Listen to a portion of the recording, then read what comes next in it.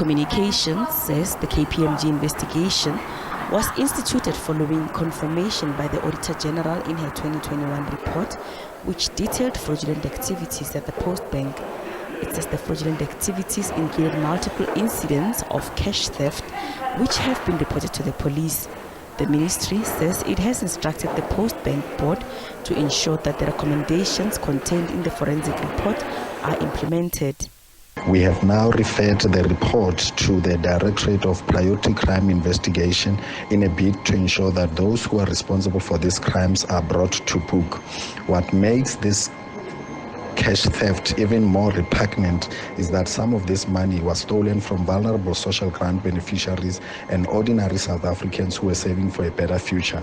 We will use the full might of the law to fight anyone who dares rob citizens. I expect decisive action to ensure that public entities are run ethically and with integrity for the benefit of our citizens and not criminals.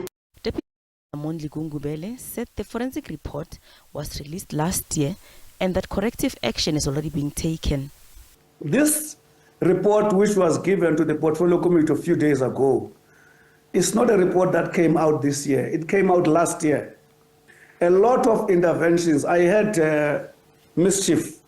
Some people tweeting that when they are in government. I know, I can't attribute this to our minister because we have not been working that way. Some, when they are in government, there's accountability. That forensic and that cash theft, Sakina, we've got case numbers last year, the first half of last year. There are people already who have been convicted. Some had their property attached and so on.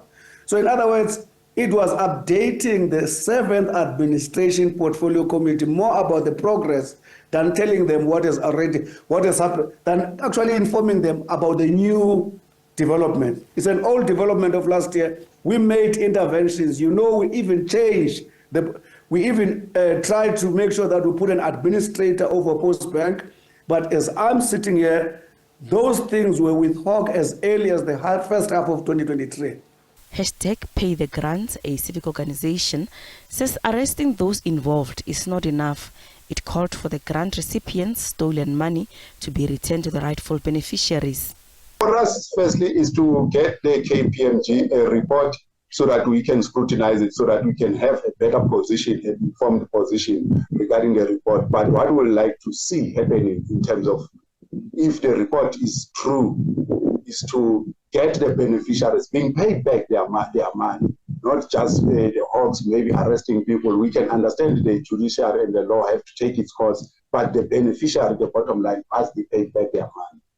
In its annual report for 2021-2022, the Post Office said it was issued a disclaimer of opinion by the Auditor General, further stating that its internal audit had commenced with the process of tracking the implementation of corrective measures on audit findings. Gloria Sefako Mosi, SABC News, Johannesburg.